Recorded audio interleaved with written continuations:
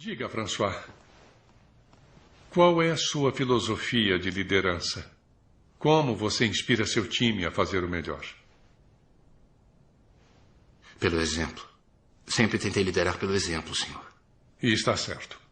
E está muito certo. Mas como consegue fazê-los ser melhores do que eles acham que podem ser? Eu acho isso muito difícil. Inspiração, talvez? Como nos inspirarmos para a grandeza quando nada menos será o bastante? Como inspirarmos os que estão perto de nós? Às vezes eu acho que é usando o trabalho de outros. Ninguém, absolutamente ninguém, consegue falar mais alto do que suas próprias atitudes.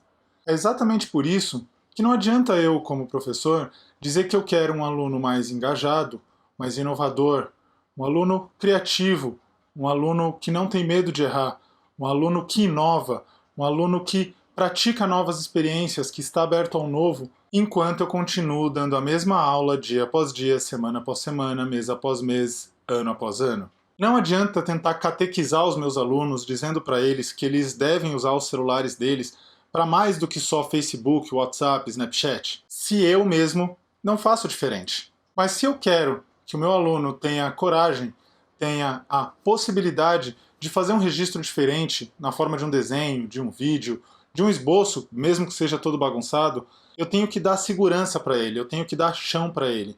E esse é o principal uso que eu faço do Evernote. Utilizando cadernos compartilhados, o que eu faço é registrar em notas do Evernote todas as lousas, todas as anotações de lousa que eu fiz, para que ele fique livre para fazer a anotação da forma como ele quiser.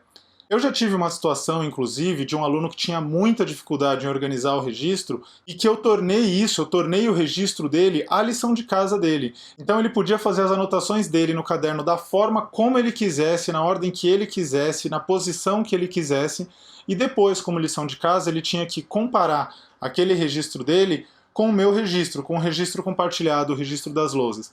Mas essa não é a única forma de usar o Evernote e, sendo bem sincero, é até bem limitada. Uma aplicação bem interessante do Evernote diz respeito a quem não tem disponível uma plataforma de ensino mais complexa, com mais funcionalidades, ou realmente não tem tempo, não tem organização, não se sente seguro ainda para isso. Então você pode utilizar o Evernote como um material paradidático um pouco mais dinâmico, deixando disponíveis, por exemplo, para os seus alunos, preparos prévios, textos, referências, algo parecido com o que eu fiz no guia de referência que acompanha esse curso. E a utilização que eu acho mais interessante é a de criar um caderno que os alunos podem também editar. Assim você realmente divide com eles a responsabilidade por aquele registro, pelo material que a turma vai produzir.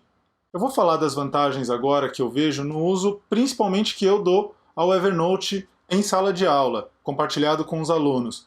Mas elas se aplicam a praticamente qualquer uma dessas práticas que eu descrevi. Em primeiro lugar, como eu disse, é dar segurança para o aluno para que ele faça um registro autoral e que ele libere a criatividade dele, que ele seja mais imaginativo e, ao mesmo tempo, desenvolva uma atitude mais metacognitiva, tendo muito mais consciência dos seus próprios processos de aprendizagem. E cabe aqui ressaltar que eu não tenho muito mais trabalho em sala de aula por isso.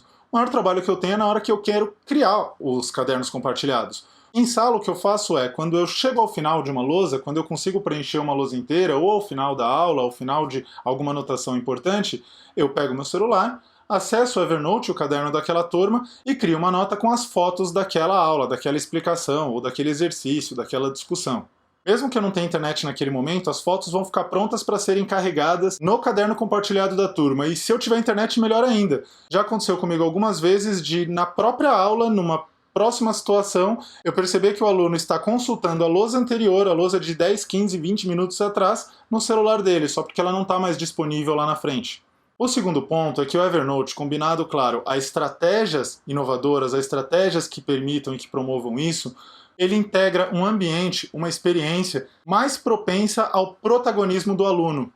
Isso porque, por exemplo, se um aluno faz um registro interessante, se ele resolve uma questão de uma maneira interessante, que é diferente da que a gente discutiu no grupo, eu peço permissão para ele, fotografo e disponibilizo no caderno da sala. Então ele passa a ser responsável também por aquele registro coletivo. Um outro ponto muito interessante do uso do Evernote e dos cadernos compartilhados, que eu não havia previsto quando eu comecei a utilizá-los, é a possibilidade de que os alunos que estejam afastados por qualquer motivo, eles têm disponíveis as lousas da minha aula. Então eles não precisam ficar naquele desespero de pedir cadernos emprestados para os colegas para fazer cópia do que aconteceu naquele dia. Eles já têm disponíveis, inclusive na casa deles, antes mesmo de voltar ao colégio. O quarto ponto tem a ver com planejamento. De duas maneiras distintas. O Evernote como ferramenta de material paradidático ou de guia de referência, como você quiser chamar, ele me ajuda a fazer um planejamento prévio das atividades. Então eu posso começar a organizar as atividades por ali, por exemplo, para daqui a 2 semanas, e pedir para que os meus alunos proponham vídeos, referências, sites, músicas, textos, o que quer que seja que enriqueça o planejamento da minha aula e ao mesmo tempo torne aquele registro, aquele material de construção coletiva, responsabilidade não só minha, mas do aluno também. E agora a vantagem que eu deixei por último, não porque eu não acho que ela é relevante, ela é muito relevante para mim, mas só porque ela é a menos importante comparada às outras que eu apresentei anteriormente, que é a blindagem do professor, a blindagem que eu ganho quando eu utilizo o Evernote. No meu primeiro ano de uso contínuo do Evernote, aula a aula, eu passei por uma situação que me convenceu a utilizá-lo sempre.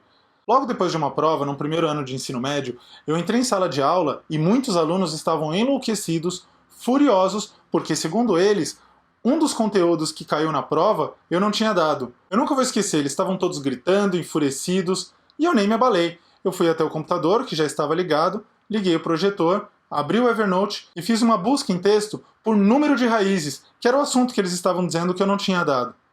Uma função muito bacana do Evernote nas suas versões pagas é que ele permite que você faça buscas não só no texto que você digita nas notas, mas também no texto das fotos que você coloca nas notas.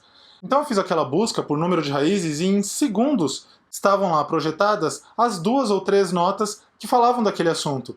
E não só isso, elas estavam projetadas, elas tinham registro do horário que eu tinha feito aquelas notas, do dia que eu fiz aquelas notas e até geolocalização, caso alguém quisesse dizer que eu não tinha feito aquilo no colégio. É claro que quando a gente pensa em ensino, aprendizagem, isso não é tão importante assim, a gente tem que ficar se defendendo, mas é algo que com certeza a partir desse dia me deu uma tranquilidade muito maior em relação aos conteúdos que eu apresento. Finalizando essa série de vídeos, que é bem curtinha mesmo, bem prática, eu quero reforçar que eu não falei do uso específico do aplicativo Evernote, como fazer tal ou tal coisa no aplicativo, porque tudo isso está disponível no Caderno de Criação de Cadernos Compartilhados, que eu chamei carinhosamente de C4.